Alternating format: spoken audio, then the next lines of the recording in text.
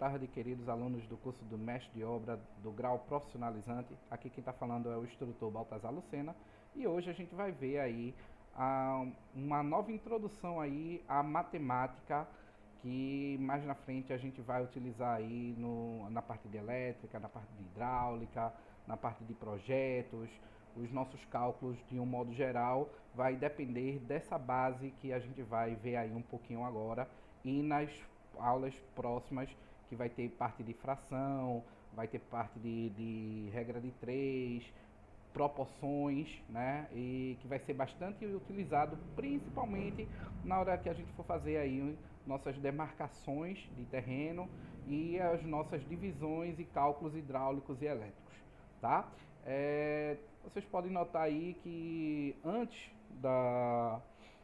dos cálculos matemáticos, né, da própria matemática, a gente precisa entender o que é números. Bom, o que são os números? Números são aqueles símbolos ou uma simbologia que vai dar a impressão de quantidade, tá? Que vai ser com que a gente possa pegar uma unidade ou várias unidades e poder contabilizar de uma forma que possamos entender o objetivo do conjunto, tá bom? E dentro desses números a gente precisa entender alguns conceitos de números. Por quê? Cada número tem o seu objetivo, cada número tem tem a sua fundamentação. Então, foi criado um sistema para classificar esse novo sistema simbólico, tá? Os nossos números são o indo-arábico, né? Veio porque a ideia de agrupar as coisas e dar uma simbologia veio dos gregos, depois foi readaptado pelos romanos e depois foi unificado por esse sistema indo-arábico, tá bom?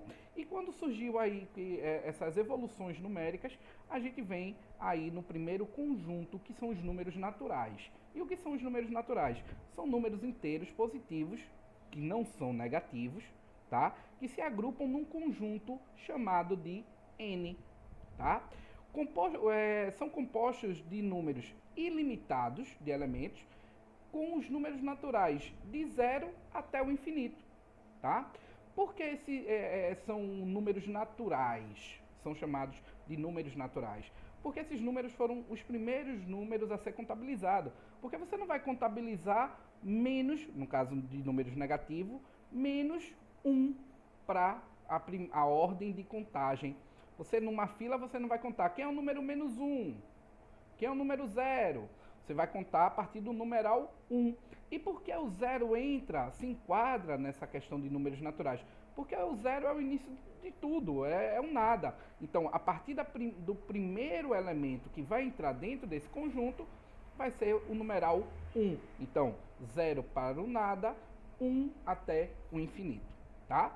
Depois surgiu-se a identificação e a necessidade de ter os números negativos, que aí é onde a gente vai começar a ter a ideia de passar troco, de ficar devendo, porque o comércio foi uma das primeiras coisas que o homem, após se estabelecer dentro de uma caverna e ter aquilo dali como casa, passou a negociar. Eu troco com você aquilo que eu necessito e eu te dou aquilo que você necessita, né? E dessa troca surgiu a questão das moedas. E dentro desse sistema comercial surgiu a necessidade de ter um número que fosse diferente dos naturais, tá? Que aí entra a questão dos números negativos. E o que são os números inteiros?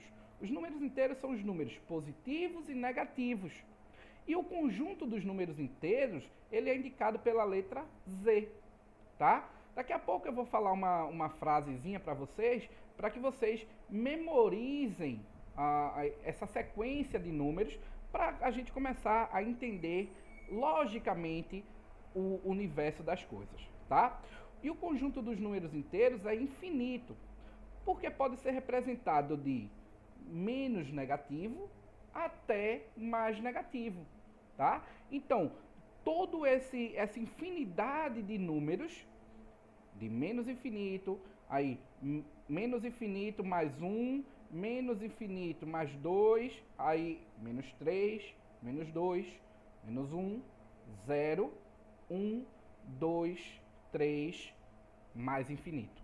Tá? Então, esse segmento de espaço é dado para os números inteiros, tá bom?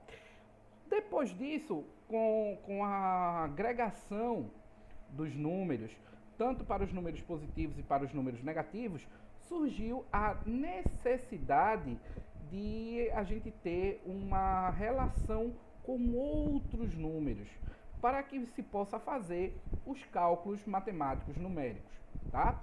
Daí surgiu os números racionais. E o que são os números racionais? Os números racionais são os números que podem ser escritos de forma de fração. Esses números podem também ter a representação decimal finita ou decimal infinita e periódica. Representados pela letra Q, contém um conjunto dos números inteiros, que por sua vez contém um conjunto dos números naturais. Então assim, a gente já começa a perceber que a partir dos números racionais já começa uma introdução de outros números, que são os números fracionados, que são os números decimais, que tem infinitas casas numéricas. Dentro desse conjunto, a gente tem os números irracionais, porque o conjunto dos números irracionais, ele tem características semelhantes aos números racionais, tá? E o que são os números irracionais? São os números decimais infinitos e não periódicos, e não podem ser representados por meio de frações irredutíveis. O que é uma fração irredutível? Mais na frente eu vou explicar melhor o que é uma fração irredutível, para quando a gente entrar no conceito de frações. Mas fração irredutível, para a gente ter um contexto aqui dentro dos números, é aquela fração que não se pode mais tirar nada dela. Por exemplo, 1 sobre 2. A fração meio, ela não pode ser mais reduzida do que isso. Por quê? Porque não tem nenhum número que divida o numeral 1 e o numeral 2 ao mesmo tempo, tá? Quando a gente vê o conceito de fração, a gente vai entender melhor essa questão de divisão entre dois números fracional, tá? E dentro desse contexto geral de elementos irracionais, a gente tem os números que auxiliam em várias contas.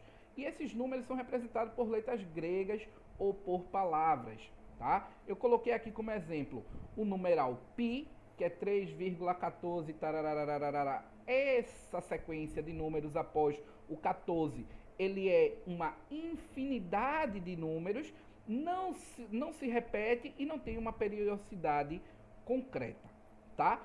O número, outro numeral que a gente pode ver aí é o φ, né?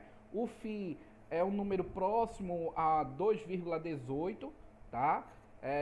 E após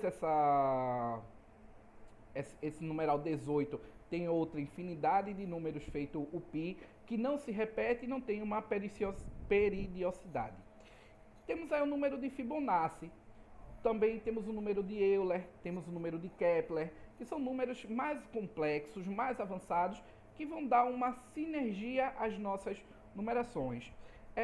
Eu vou passar para vocês um vídeo explicando um pouquinho do que é o número de Fibonacci, o que é a sequência Fibonacci, tá? Que é um vídeo do Pato Donald, ele entrando no mundo da matemática, na complexibilidade das elementações e como esse número Fibonacci ou a regra de ouro, né? Ele é tão importante para a matemática, tá? Mas daqui a pouquinho a gente vê esse vídeo. Vamos continuar aqui com a parte de numeração, tá?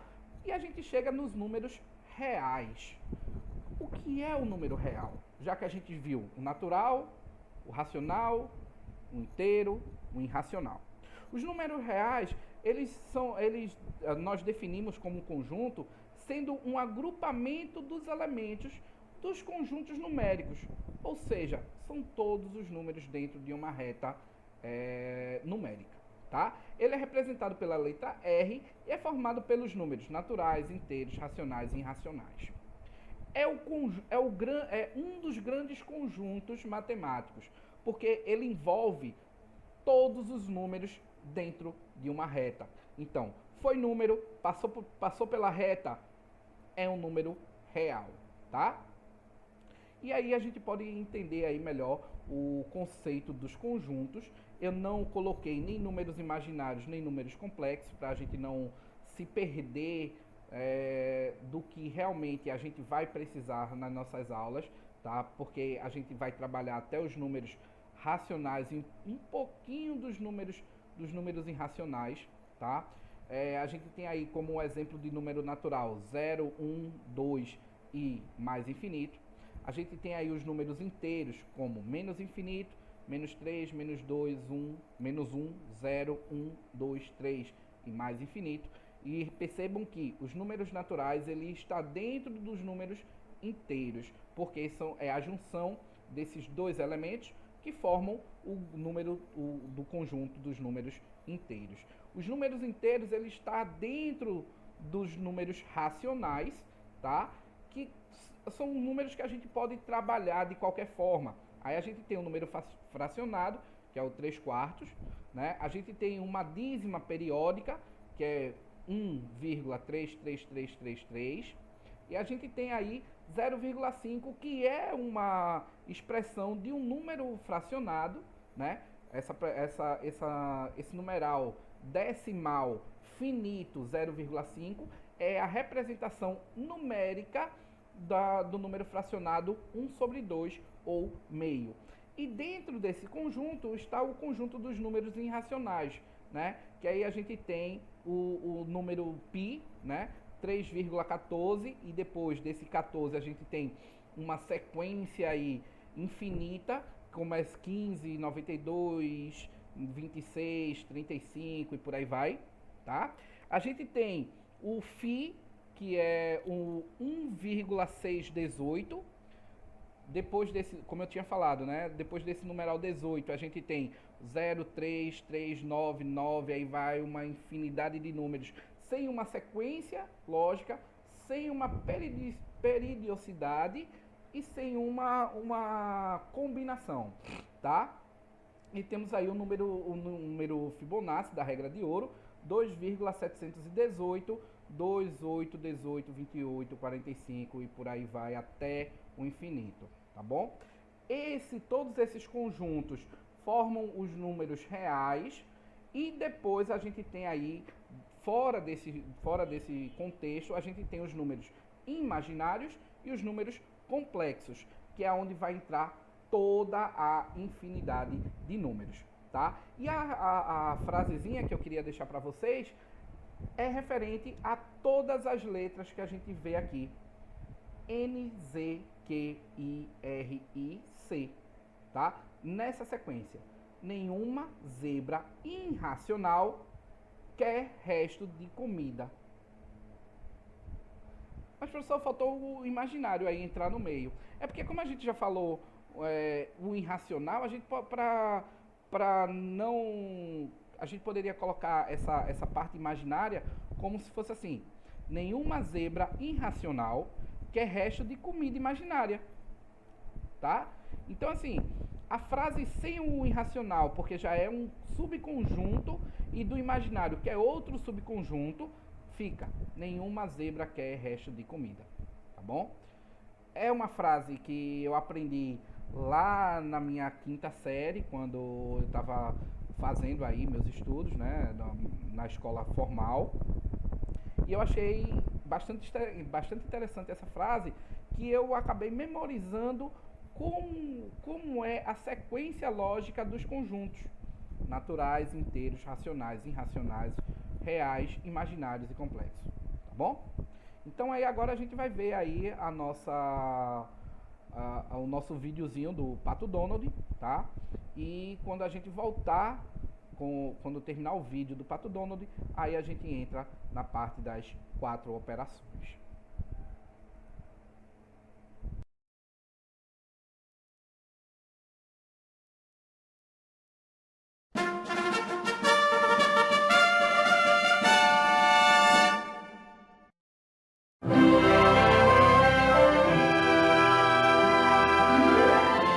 Donald no País da Matemática. Dublagem SC São Paulo.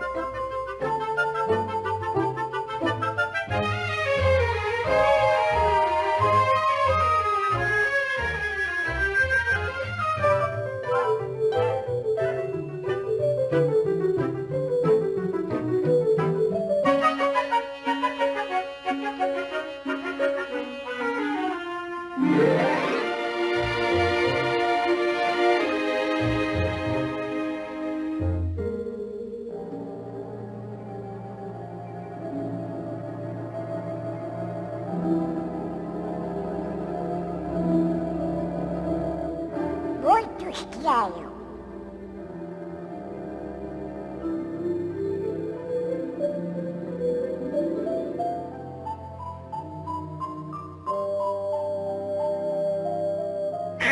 Mas a criatura esquisita.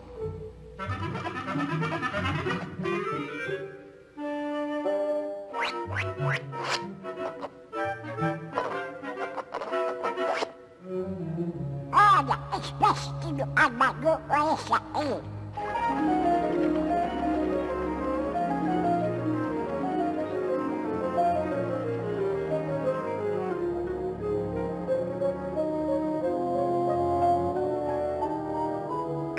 Essa não, raízes quadradas. Pi é igual a 3,14, 15, 92, 65, 35, 89, 74, 7, etc, etc, etc. Ó. Olá! Olá!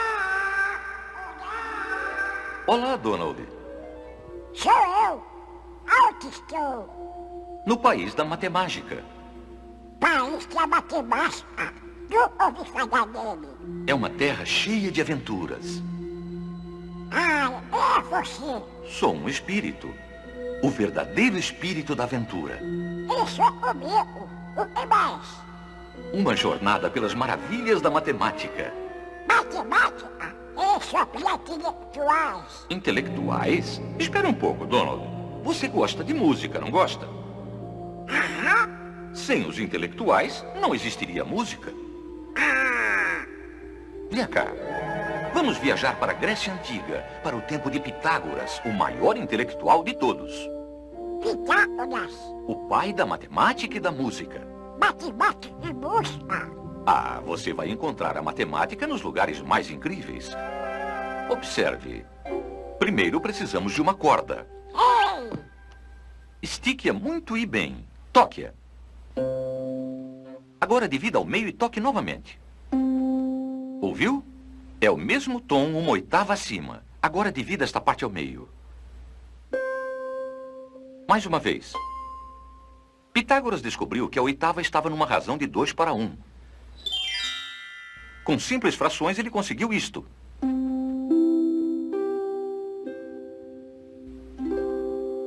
E a partir dessa harmonia e desses números elaborou a escala musical que é usada até hoje.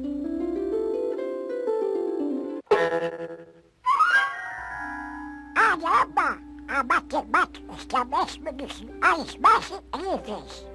Imagine só a empolgação de Pitágoras quando comunicou sua descoberta aos amigos, uma fraternidade de intelectuais conhecidos como pitagóricos. Eles se reuniam secretamente para discutir suas descobertas matemáticas. Só os membros podiam entrar nas reuniões. Todos usavam um emblema secreto, o pentagrama. Vamos ver qual é o assunto de hoje.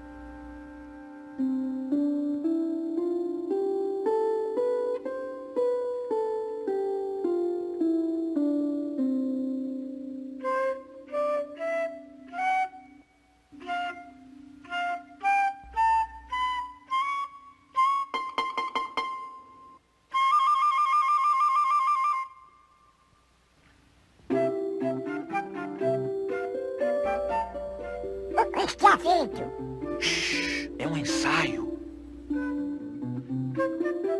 Ele busca o ritmo.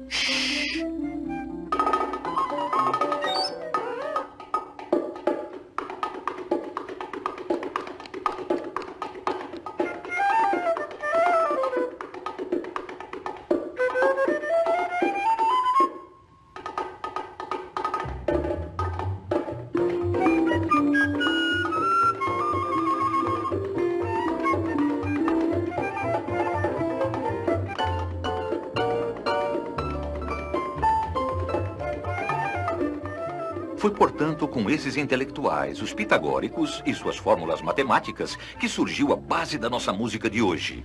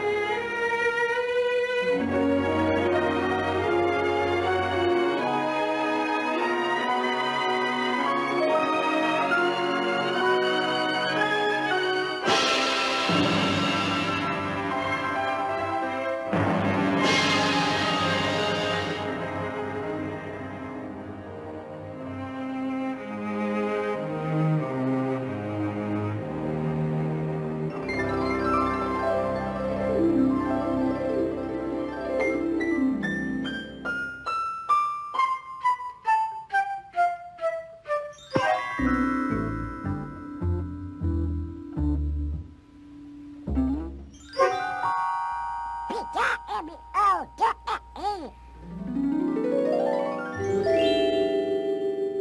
Olha, eu sou cheio de intelectual, olha só, Davi. Foi o nosso velho amigo Pitágoras quem descobriu que o pentagrama estava repleto de matemática. As duas linhas mais curtas combinadas são exatamente iguais à terceira. E esta linha mostra as proporções mágicas da famosa regra de ouro. A segunda e a terceira linhas são exatamente iguais à quarta. Temos novamente a regra de ouro. Mas isto é só o começo. Escondido dentro do pentagrama está o segredo da criação do retângulo de ouro, que os gregos admiram por suas proporções belas e por suas qualidades mágicas. A estrela contém o retângulo de ouro muitas vezes.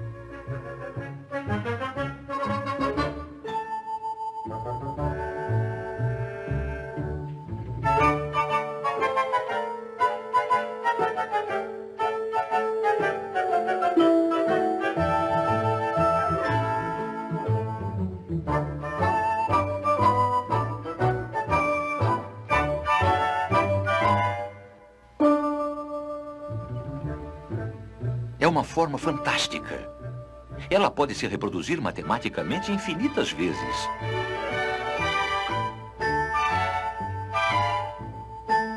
Todos esses retângulos têm exatamente as mesmas proporções.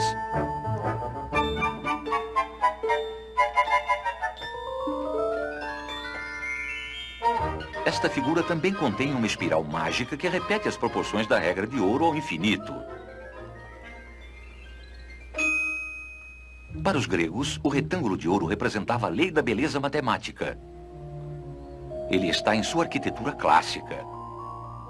O Partenon, talvez um dos prédios mais famosos da Grécia Antiga, contém vários retângulos de ouro.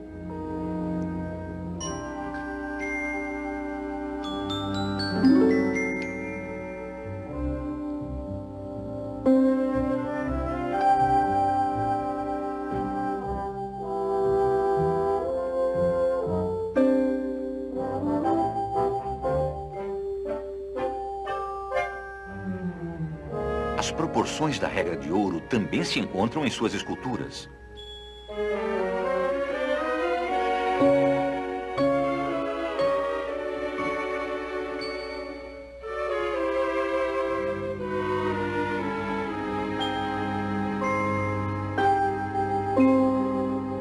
Nos séculos seguintes, o retângulo de ouro dominou o conceito de beleza na arquitetura em todo o mundo ocidental. A Catedral de Notre Dame é um exemplo notável. Os pintores renascentistas conheciam bem esse segredo.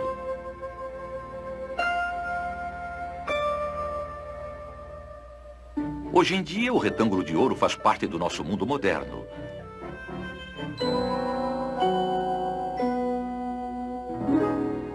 os pintores modernos redescobriam a magia dessas proporções. Na verdade, esta proporção ideal encontra-se na própria vida. Puxa, puxa, puxa. Isso é matemática. Adoro figuras desse tipo. Donald. Para experimentar. Não. Proporção ideal. Nem tanto. Não, eu acho que não. Ora, não podemos ser todos matematicamente perfeitos. Pronto, sabia? Agora que você está embutido num pentágono, vamos ver como a natureza usa esta mesma forma matemática. A petúnia. O jasmim estrela. A estrela do mar.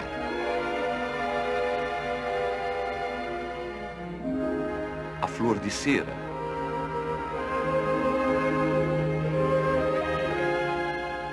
Existem literalmente milhares de membros de destaque na sociedade pitagórica da estrela na natureza.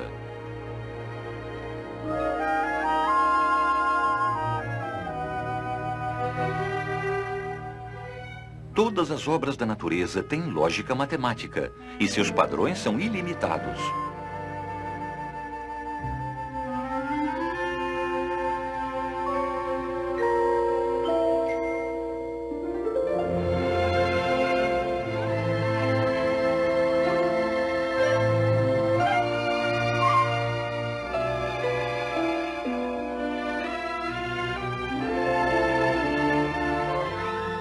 Sempre encontramos as proporções mágicas da regra de ouro nas espirais dos desenhos da natureza.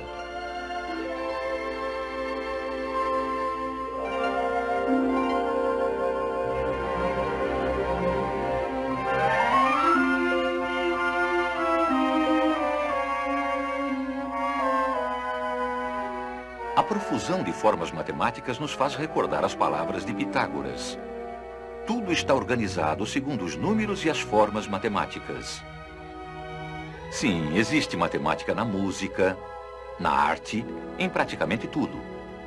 E como os gregos descobriram, as regras são sempre as mesmas.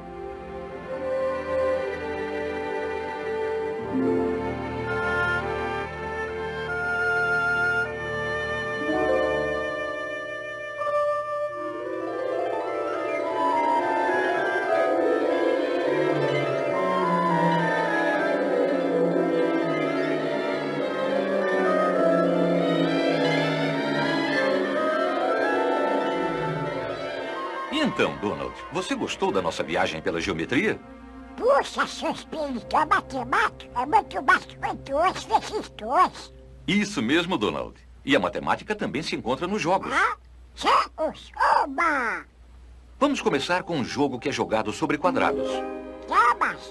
Não, xadrez. Xadrez? Uma competição matemática entre duas cabeças. É um jogo que tem sido apreciado ao longo dos séculos, tanto por reis quanto por plebeus. Na verdade, Lewis Carroll, um matemático famoso com talentos literários, utilizou o xadrez como cenário para o seu conto clássico, Através do Espelho. Alice deparou-se face a face com um grupo de peças de xadrez nada amistosas. Minha nossa, o que é isto? Pela minha alma, me parece que é um peão perdido. Eu sou peão, sou o pato Donald. Ela diz que eu pato o Donald? Ultrajante. Ou pode ser a Alice? Alice? Não, é um peão perdido. Peão perdido? Quem é este peão? Socorro, seu espírito, socorro, socorro, socorro.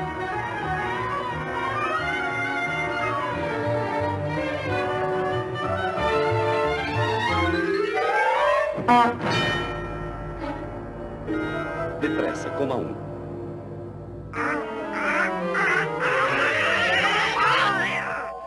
Ufa, essa foi por pouco.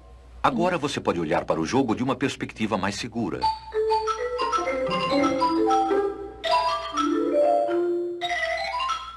O xadrez é um jogo de estratégia calculada.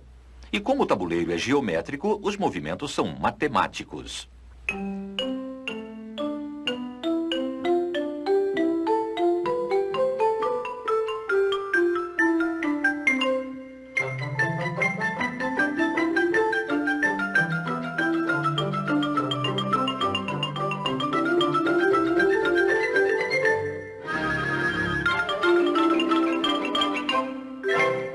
Checkmate. E o jogo acabou. Isso é muito interessante. É hora. Praticamente todos os jogos são jogados em áreas geométricas. O campo de beisebol é um losango. Opa!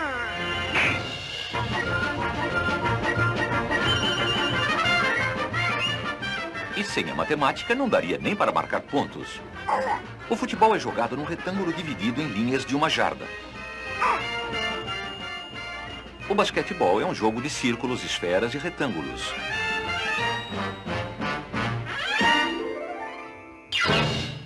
Até o jogo da amarelinha tem seus vários quadrados.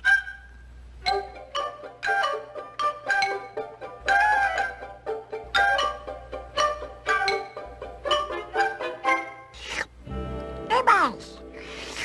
Passadão? Não. Um jogo matemático que se joga num campo com 2 quadrados perfeitos e usa 3 esferas perfeitas e um monte de losangos.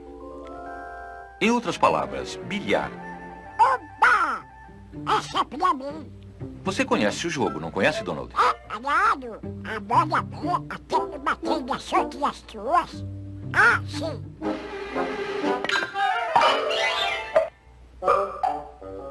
Agora vamos ver como um perito no jogo de bilhar de 3 tabelas usa a cabeça.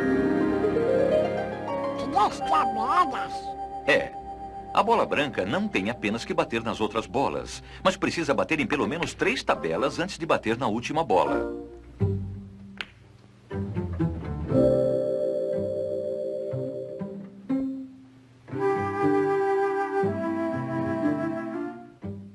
Uma, 2, 3.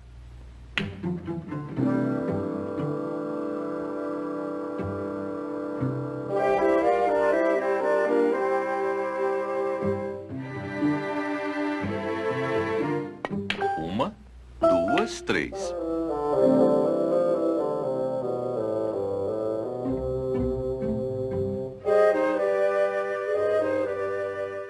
É preciso ser muito bom para acertar várias jogadas sucessivas. 1, 2, 3, 4, 5, 6. Uau! Foi uma ataque choque. Sorte? Não, é habilidade. Neste jogo é preciso conhecer todos os ângulos.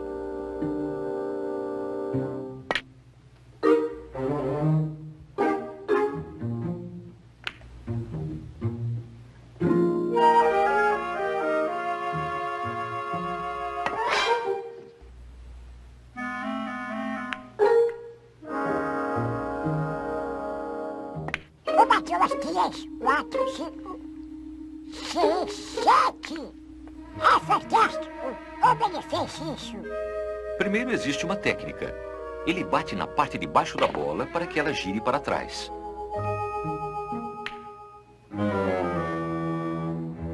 Bater do lado direito da bola faz com que ela volte pelo canto. É preciso praticar muito para aprender essas jogadas. Ele errou. 1, 2, 3. Isso quer dizer que é matemático. Ah, esse jogo exige cálculos precisos. Ele calcula todos os lances na cabeça. Dava para jogar desse jeito, mas vai exigir uma dose muito grande de sorte. Há uma opção melhor. Para isso, ele usa as marcas losangulares das bordas como guia matemático. Primeiro, ele calcula o cálculo natural para bater nas bolas. Daí, ele descobre que a bola branca precisa quicar no losango número 3. Em seguida, ele se prepara para jogar e precisa de um número para a posição da bola branca. Isto exige um conjunto de números diferentes. É muito confuso, não é? Não depois que você pega o jeito. Está vendo? A posição da branca é 4. Agora, uma subtração simples. 4 menos 3 igual a 1. Portanto, se ele mirar o primeiro losango, deve conseguir. Isto se chama jogar pelo sistema dos losangos.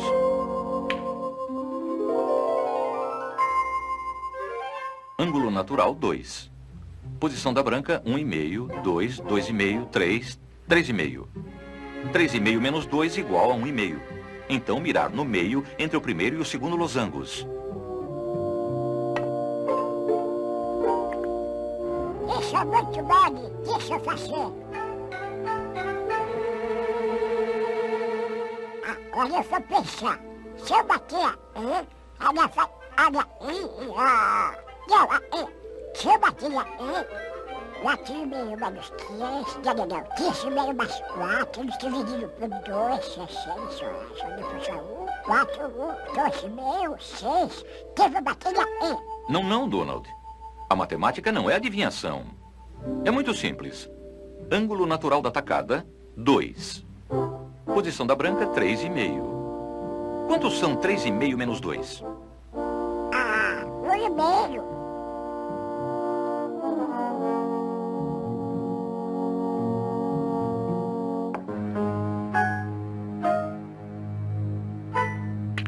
Ei, sossega! Opa! Adolesça!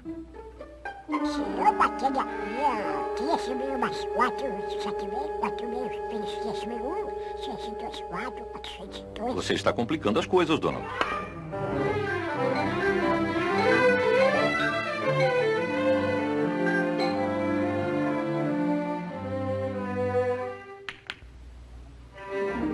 Só essa da minha matemática, seu espírito. Maravilhosa, Donald. E agora você já está pronto para o jogo mais empolgante de todos. Oba! E o campo deste jogo está dentro da cabeça. Oh, veja só o estado da sua cabeça. Ideias antiquadas, bagunça, conceitos falsos, superstições, confusão. Para pensar direito, você tem que arrumar a casa.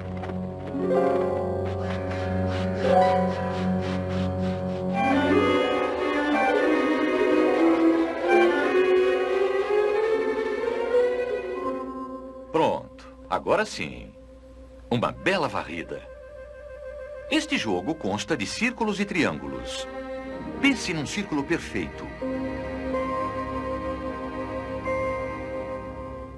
Um círculo perfeito. Círculo perfeito. Perfeito. Ponha um triângulo dentro. E gire. Agora gire o círculo. O que você tem? Uma bola! Sim, uma esfera. É a mente que descobre primeiro a forma das coisas. Seccione o topo da esfera e nós temos uma... Uma lente de aumento. Isso mesmo. A lente é uma secção da esfera. Todos os instrumentos ópticos são criados matematicamente. Está vendo? A matemática é muito mais do que apenas números e equações. Vamos voltar ao nosso círculo com um triângulo. Role e nós temos uma... Uma roda.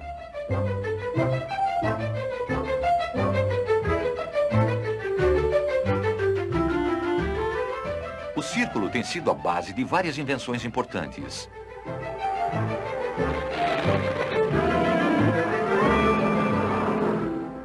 A mente é capaz de criar as coisas mais fantásticas. Se girarmos o triângulo, temos um... Cone. Seccione o cone. O cone está repleto de formas matemáticas úteis. Seccione novamente. Seccione diversas vezes. As órbitas de todos os planetas e satélites se encontram no cone. Não importa como você o seccione, é sempre matemática. Uma fatia como esta produz o refletor do holofote. Uma fatia como esta, o espelho de um telescópio gigante. Com uma linha no cone, temos uma broca. E uma mola.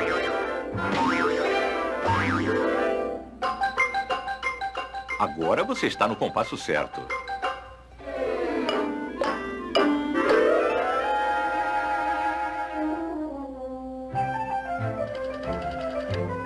Número, por favor.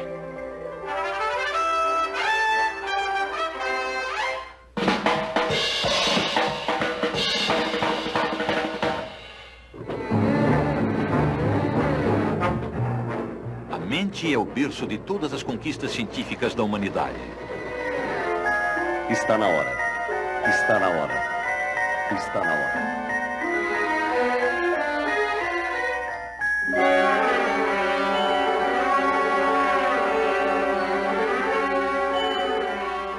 A mente não conhece limites quando bem utilizada. Pense num pentagrama, Donald. Agora ponha outro dentro dele. Um terceiro. E um quarto.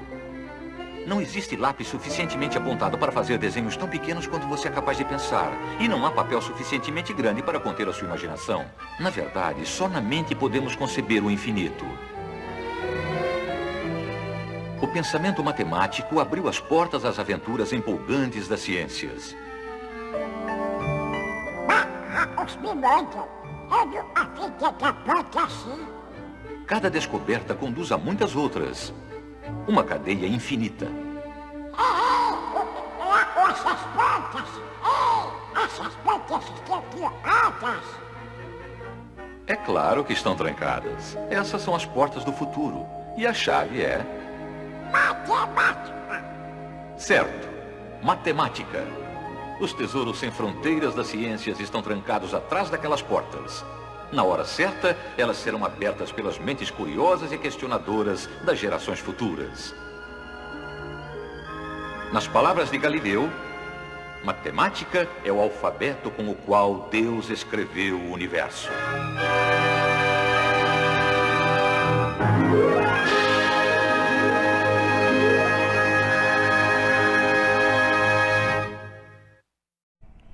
Então, gente, como a gente pode perceber aí no vídeo, que a matemática está em tudo, né? E como eu sempre falo, para a gente ser um bom mestre de obra, para a gente ser um bom técnico em edificações, para a gente ser um bom engenheiro, para a gente trabalhar com essa parte tão lógica da coisa, tão aprofundada, a gente precisa conhecer a matemática, a gente precisa imitar a natureza. E como Galileu falou aí, a matemática foi o alfabeto que Deus criou o universo, né? Porque se a gente bem perceber, tudo que a gente vai fazer nesse universo de construção civil, a gente precisa da matemática. A gente tem que levar ela não como prioridade zero, mas a gente tem que levar ela como a coisa mais natural e mais simbólica que a gente possa utilizar dentro do universo da construção. Porque quando a gente vai fazer a capinação de um mato, a gente precisa da matemática para calcular o volume do mato a ser destinado corretamente. A gente precisa saber quanto tempo aquele mato vai se decompor para poder saber se ele vai para botar fora ou se vai para um lixão. Quando a gente está fazendo a demarcação de pontos, a gente precisa saber qual é o nível que aquele terreno se encontra para a gente poder fazer as delimitações corretas, como a gente já viu na aula de projetos, como fazer para verificar a declividade ou aclividade de um terreno. Quando a gente vai fazer a estrutura de uma casa, a gente precisa saber qual é a porcentagem de ferro que a gente precisa utilizar dentro do concreto para poder ele ter uma estrutura sólida, né? Qual é o cálculo volumétrico desse concreto para a gente não errar na dosagem, nem muito menos fazer concreto demais e, consequentemente, perder material, que isso é uma das tônicas da construção civil nossa, né? Desperdício de material, que é a questão do clean construction, que a gente já viu em sala de aula, né? Que é a construção seca, é onde a gente vai envolver o 5S, é onde a gente vai envolver a espinha de peixe, é onde a gente vai envolver os conceitos de Henry Ford, né? Que é construir com o material necessário o que se é necessário para que não haja desperdício. Então a gente vê aí que a matemática ela está desde um simples jogo até as coisas mais complexas que é o universo. Nesse contexto geral, a gente viu aí várias coisas que os mistérios da matemática, né, pelo método de Fibonacci, que é aquele método onde o espiral vai fazendo as coisas e cada vez mais vai diminuindo, mas a proporção dele não se acaba. É sempre numa mesma proporção, e essa proporção ela vai se repetindo infinitamente aonde a gente só tem esse conceito de infinito na nossa cabeça. Mas matematicamente a gente consegue chegar nesses pontos, tá? E como é que a gente começa a chegar nesses pontos? Vem aí a questão das 4 operações, tá? A primeira operação, como a gente está vendo aqui na tela, é a soma. E o que é a soma? A soma é a adição, é uma das 4 operações fundamentais da aritmética. Consiste em adicionar 2 ou mais números naturais conhecidos como parcelas, que produzem em todos os casos um único resultado que chamamos de soma ou total. A adição é conhecida popularmente como soma. O ato de somar alguma coisa ocorre frequentemente no nosso cotidiano, como, por exemplo, somar o troco que recebemos de uma compra para confirmar se está correto ou não. De que forma? A gente comprou uma coisa, quando for pagar, a gente vai dar o dinheiro à pessoa e vai somar o que a gente tem com o que a gente vai produzir de cálculo mental, ou no celular, numa calculadora, para ver se o que a gente pagou com o que a gente recebeu bate exatamente com o valor que foi pago naquela compra, tá? Tipo, eu vou no supermercado, compro R$6 de pão, aproximadamente aí 1 quilo de pão, como a gente vê nas padarias por aí, tá? Aí eu pego uma nota de R$10 e dou ao caixa. Qual é meu troco? R$4, tá? Como é que eu sei que o meu troco é R$4? Porque R$6 do pão mais 4 do troco que eu tinha, agora se torna R$10, tá? O sinal indicativo é o sinal de mais, uma cruzinha, tá? Este é o operador aritmético da adição. Na adição, os números antes do sinal de igual são chamados de parcelas, enquanto que o número depois da igualdade é a soma ou total da adição. Então a gente pode ver aí, basicamente, que os conjuntos numéricos da soma, ele vai priorizar aquilo que a gente tem como número primário, como número positivo e recebimento de troco, somando, adicionando o que a gente gastou com o que a gente ainda pode gastar para ter o primeiro número, que é o que a gente tinha originalmente, tá bom? Características da soma. Primeira característica da soma é o elemento neutro. Qual é o elemento neutro da soma? O elemento neutro da soma é o número zero, onde qualquer outro número somado a ele sempre será o mesmo número, pois ele não adiciona nada a coisa nenhuma, tá? Então a gente vê aí que o zero, ele nada mais é do que um número neutro. Por quê? Se eu tenho 5, eu adiciono 0, vou continuar com 5. Como também o elemento neutro, o elemento zero, o numeral zero, ele também vai aparecer em outras operações como elemento neutro. A gente vai ver isso daqui a pouquinho. Passando de 9 unidades. Isso daí é quando a gente vai efetuar os nossos cálculos. Passou de 9 unidades, chegando a 10 unidades, o que é que a gente vai fazer? A gente vai fazer um cálculozinho para exportar essa nossa nova unidade. A gente tem 9 unidades, mais uma unidade, ela se transforma em uma outra unidade. Então, a gente tem a questão na efetuação da soma, quando a adição for maior que 9, automaticamente soma-se a unidade posterior. Como é que a gente vai caracterizar essas unidades posteriores? A gente tem unidade até 9. Mais uma unidade, ela se torna 10, tornando-se uma dezena, até 9 dezenas. 9 dezenas e 9 unidades, mais uma unidade se torna o numeral 100, uma centena. Até 9 centenas.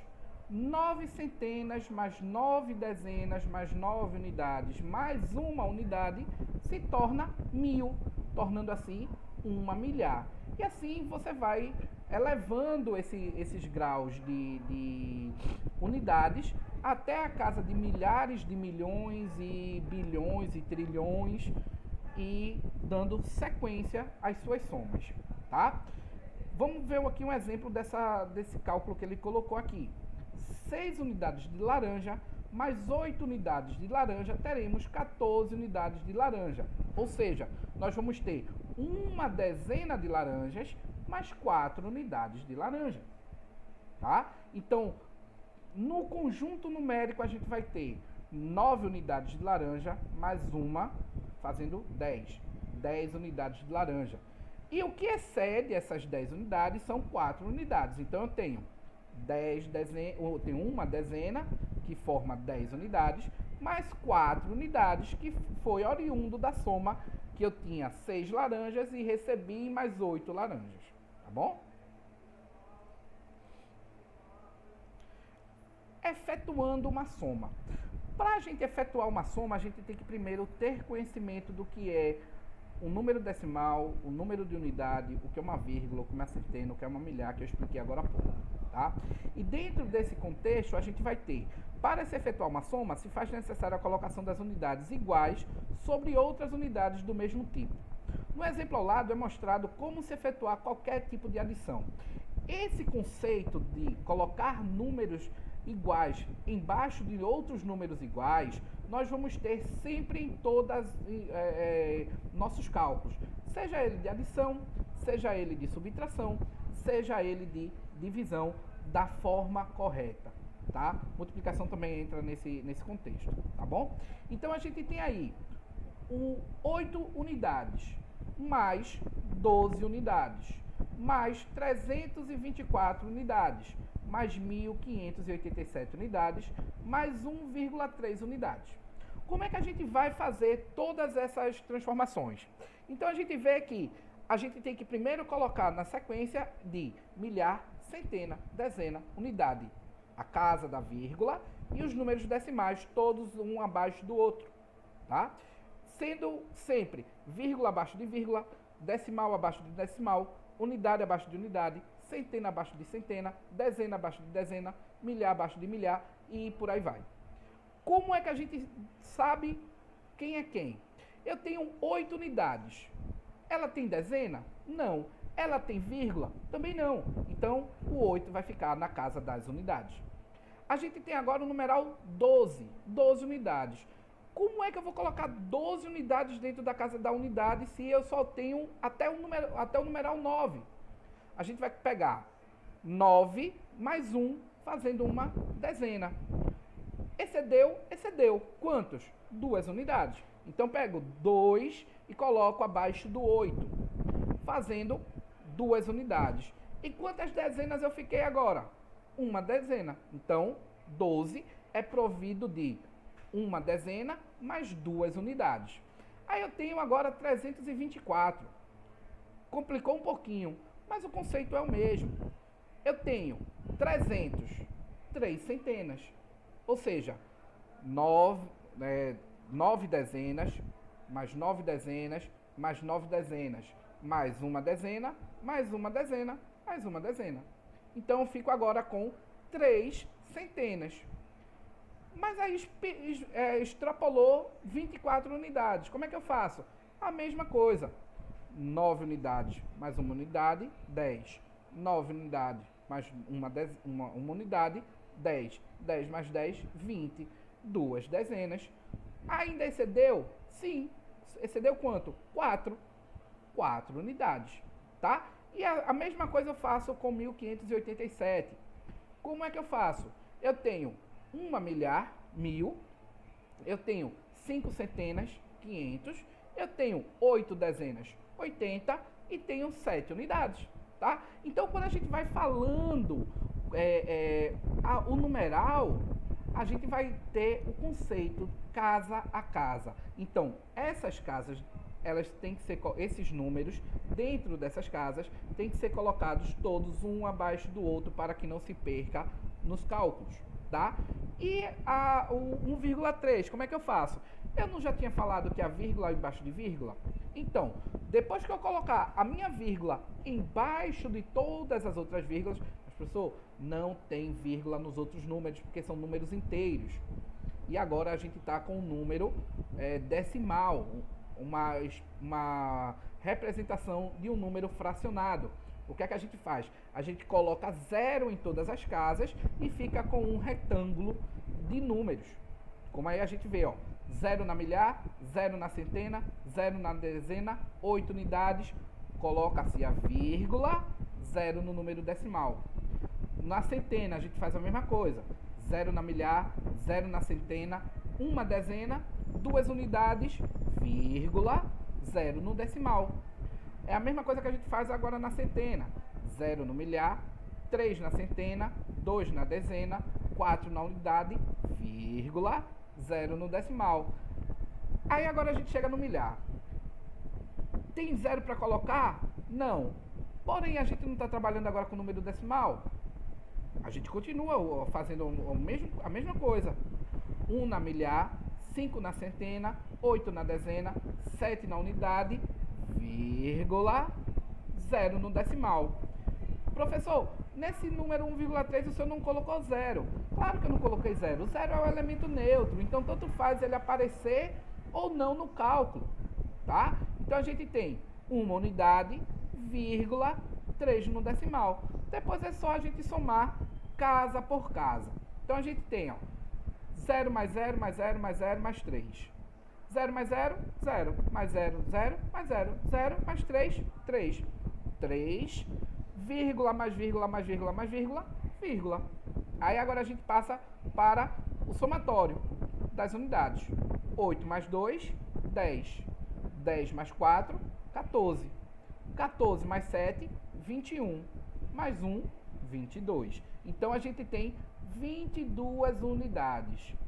Eu coloco 2 da unidade e eu ainda fico com 20 unidades. A gente já viu que a cada 10 unidades se torna uma casa posterior. Agora a gente ficou com 2 dezenas. Então a gente pega esse número 2 e adiciona o 0 da primeira dezena. 0 mais 2, 2. 2 mais 1, 3. 3 mais 2, 5. 5 mais 8, 13. Então a gente bota o 3 da unidade de dezena e adiciona 1 na casa da frente, que é a casa da centena. 0 mais 1, 1. 1 mais 0, 0. Ou 1 mais 0, 1. 1 mais 3, 4. 4 mais 5, 9. Opa! Não tem mais para onde correr, porque 9 é o limite máximo das unidades, né? Então eu posso colocar o 9 aqui perfeitamente na casa das centenas e não ter mais para onde cortar, nem para onde elevar, nem para onde somar mais nada. Aí eu venho para a última casa, que é a casa do milhar. 0 mais 0, 0. 0 mais 0, 0. Mais 1, 1. Então eu tenho uma unidade de milhar, totalizando o número 1932,3. Ou 1932 unidades e 3 décimos, 3 decimal. Ou 1 milhar, 9 centenas, 3 dezenas, 2 unidades, vírgula, 3 decimais. Então aí na legenda a gente vê que os números em vermelhos foram os números adicionados. Os de preto são aqueles números trabalhados ou as parcelas dos números. E o verde é o somatório, a soma ou total da soma, tá bom? Depois que a gente viu o conceito de adição, a gente vê o cálculo inverso à soma, que é a subtração. O que é a subtração? Subtração é uma das 4 operações matemáticas básicas, na qual, para cada 2 valores, um é subtraído do outro. Ou seja, uma quantidade é retirada da outra e o valor restante é o resultado dessa operação, tá? Em uma subtração A menos B igual a C, A é chamado de minuendo, B é chamado de subtraindo e C é chamado de resto ou diferença, que é onde você vai ter o número primário, que seria o minuendo, pelo restante, que é o resto ou a diferença desse cálculo, tá? E o sinal indicativo da subtração é o sinal de menos, que é um tracinho, tá bom? As características da subtração. Como eu tinha falado, o elemento neutro iria aparecer em outro, o zero iria aparecer como elemento neutro de outra operação, que é a subtração. Assim como na adição, o elemento neutro da subtração é o numeral zero, pois a ideia é, se devemos um dinheiro ao banco e pegamos emprestado nada, continuamos com a mesma dívida, exceto quando se faz cálculos monetários, tá? Eu coloquei isso daqui como um exemplo, porque a gente sabe, se eu estou devendo ao banco, se eu não pego nada ao banco e não pago, os juros ficam rolando, que isso daí vai ser aulas futuras. Porém, para nosso entendimento, se eu contraio uma dívida e eu não contraio mais dívida nenhuma, eu vou continuar com aquela dívida, tá? Então, zero também é um elemento neutro da subtração, tá? Zerando o cálculo. Zerando o cálculo é como se fosse uma prova para saber se aquilo dali realmente está correto ou não, tá? Os valores em subtração igual, eles são zerados de que forma? No exemplo 1, eu devo R$5 e pago R$5. Então eu tenho 5 de dívida, pago 5, a minha dívida ela é zerada. Então, os números eles iguais de modulação, eles são automaticamente zerados, eles são nulos, beleza? No exemplo 2, eu tenho 2 melões. Nesse tempo de coronavírus, eu sei que tem meu vizinho que está precisando e eu dou a ele os 2 melões. Eu fico com quantos melões? Nenhum. Por quê? Porque eu tinha 2 e dei os 2 melões, automaticamente zerou meu cálculo e eu fico sem melão nenhum, tá bom? E aí a gente tem aquela volta lá na questão dos números negativos, que é quando a gente começa a fazer as aplicações dos números negativos, tá? Quando existem cálculos com números negativos, eles devem vir entre parênteses. Por quê? Para não misturar a sequência dos números. Aí, como exemplo, eu coloquei, ó, 3 mais menos 4. Bom, 3 mais menos 4, professor, não seria mais simples se eu colocasse 4 menos 3? Não. Por quê? Porque o 4 ele é negativo. Eu estou pagando 3 a uma dívida de 4. Agora, se eu tenho 4 e dou 3, vocês veem que o cálculo é parecido, mas o número ele fica inverso. É uma modulação diferente, tá? Então, toda vez que eu estou pagando uma dívida, que esse número venha negativo, eu tenho que colocar ele entre parênteses, porque eu estou adicionando um número negativo. Quando o número já vem negativo por si só, então eu estou trabalhando com 2 números naturais e estou fazendo um cálculo, uma subtração entre eles para que ele fique zerado, tá bom? Aí a gente começa a fazer as efetuações, as armações dos cálculos de subtração, tá? Que é o famoso pedindo emprestado. Gente, nesse ponto aqui, eu peço para que vocês tomem bastante atenção, porque existem 2 métodos de subtração. É o método do pedindo emprestado e o método do vai um, tá? Nesse primeiro método do pedindo emprestado, a gente tem, quando subtraímos valores de 2 ou mais dígitos manualmente na subtração, o valor a ser subtraído, que no caso é um minuendo, pode ser menor que o subtraendo. Dessa forma, deve-se pegar emprestado ao número vizinho. Então, aqui no exemplo ao lado, a gente tem o número 353 menos 255. Como é que a gente faz isso? A gente tem em verde o número que a gente está pedindo emprestado e em vermelho o número depois que a gente pediu emprestado. Qual foi o real número que ficou. Então, a gente tem de 5 para 3, eu não posso tirar 5 de 3. Eu posso tirar 5 de 13. Então, eu peço uma casa ao número vizinho. Se eu estou na casa da unidade, eu tenho 13 unidades. Aí eu posso tirar 5 das 13. Tirando 5 das 13, eu tenho 8. O número as 10 unidades que eu pedi emprestado, no caso a uma dezena que eu pedi emprestado, agora tenho 4 dezenas. Eu não posso tirar 5 dezenas de 4 dezenas. O que é que eu tenho que fazer? Eu tenho que pedir uma unidade na casa ao lado, que é a casa das centenas. Agora eu tenho 14 dezenas, né? 10 dezenas é uma centena. Então, agora eu tenho 14 dezenas. Agora eu posso retirar 5 dezenas das 14 dezenas, que fica com 9 dezenas. E agora, na casa das centenas, ficou 2 centenas. Acabou o cálculo? Não. A gente viu no slide anterior que os números são zerados quando eles são iguais.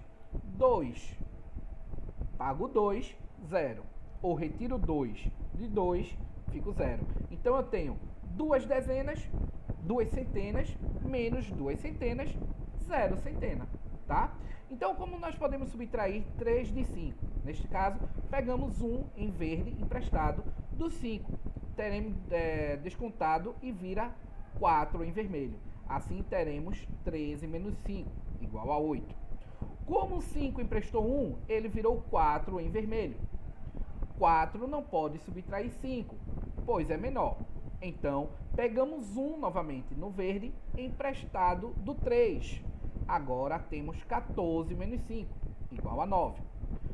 O 3 emprestou 1 em verde para o 4, que virou 2 em vermelho.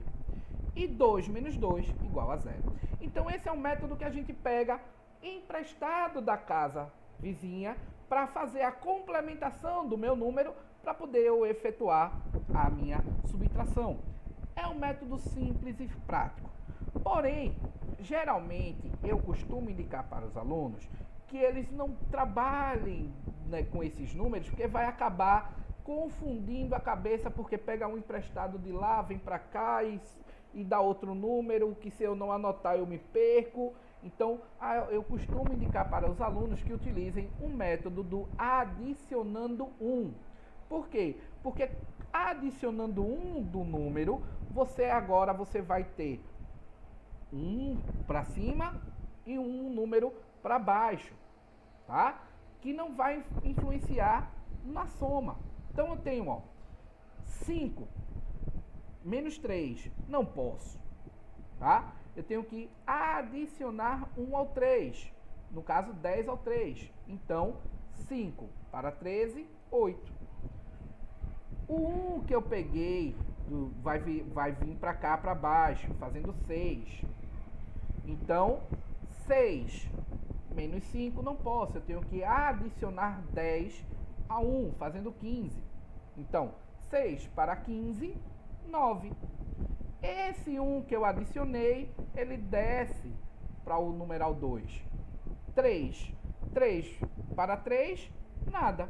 Então, existe outra regra que pode ser mais fácil. Ao contrário do empresta 1. Somamos 1 no numeral de baixo. Neste exemplo, do contrário do emprestar 1, do vizinho, somamos 1 ao número de baixo. Tá? E não podemos subtrair novamente 3 de 5. Então, colocamos 1 em verde. Normalmente, ele vira 13, como eu tinha falado. 13 menos 5, 8. Feito isso, no número de baixo à esquerda, somamos 1 e temos 5. 5 mais 1, 6. 6 a gente não pode subtrair de 5, porque ele é menor. Então, colocamos 1 de verde no 5 e ele vira 15. Subtraímos 15 menos 6, 9.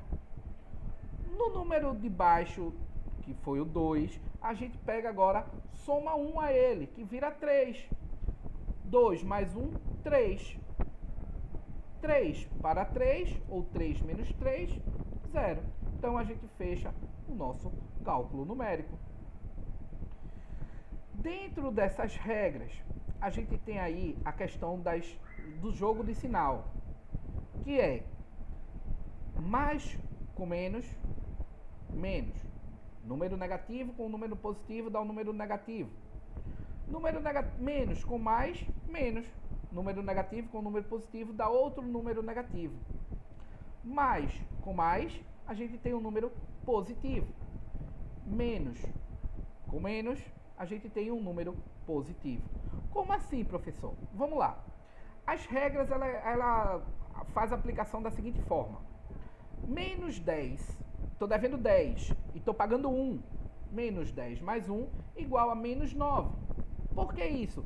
Porque sinais diferentes faz a subtração e conserva o sinal do maior número. De que forma? Quem é o maior número? O 10 ou o 1? O 10. Então, 10 menos 1, 9. Quem é o sinal do maior número? O 10. Quem é o sinal? O negativo. Então, eu continuo devendo 9. Mais 10 menos 1 é igual a mais 9. Sinais diferentes, faz a mesma subtração e conserva o sinal do maior número. Como? Se eu tenho 10 e pago R$1 na barraca de seu Zezinho, que eu estou devendo, eu vou continuar com R$9. Por quê? Porque 10 menos 1, 9. Quem é o sinal do maior número, que no caso é o 10, positivo. Então, eu continuo com meus R$9. Menos 1 dá menos 2. Não entendi, professor. Porque é o seguinte, sinais iguais a gente faz a soma e conserva o sinal. 2 mais 2. Os dois números são positivos. Aí, quem é 2 mais 2? 4. Qual é o sinal? Positivo. 4. Tá? Menos com menos. Também não dá um número, a gente faz a soma e conserva o sinal. Menos 1, eu tenho 1 mais 1, 2. Quem é o sinal? Negativo. Então, menos 2. E na forma prática, a gente tem aqui, ó, 4, mais 4 mais menos 2, eu tenho mais 4 menos 2 igual a mais 2. Menos 4 menos mais 2, eu tenho menos 4 menos 2 menos 6. Vamos lá, preste atenção. Sinais diferentes, subtrai e dá o sinal do maior número. Ou conserva o sinal do maior número. 4 menos 2, quem é o sinal? 4 e 2, quem é o maior sinal? 4. 4 menos 2, fica 2 positivo. Menos 4 mais 2, quem é o número maior? É o 4. Qual é o sinal do 4? Negativo. 4 menos 2, 4 mais menos 2, sinais diferentes, subtrai, dá o sinal maior. Menos 4 menos 2, menos 6. Mais 4 mais 2, 4 mais 2, 6. Mais 4 menos 2, menos com menos, sinais iguais, dá sinal positivo. 4 mais 2 igual a mais 6. Essa regra, pessoal, é para todos os jogos de sinais que a gente vai ver na próxima aula, que o vídeo vai ficar um pouquinho longo por conta do vídeo do Pato Donald. Na próxima aula, a gente vai ver multiplicação, tá bom? Espero que vocês tenham entendido um pouquinho aí da questão da lógica matemática, da introdução aos números, da regra de sinais, onde eu tenho sinais iguais, positivo, sinais diferentes, negativo, e na aplicação da regra, jogo de sinais, sinais diferentes, subtrai, conserva o sinal do maior, sinais iguais, soma e conserva o sinal. Então, senhores e senhoras, muito obrigado pela atenção e até a próxima.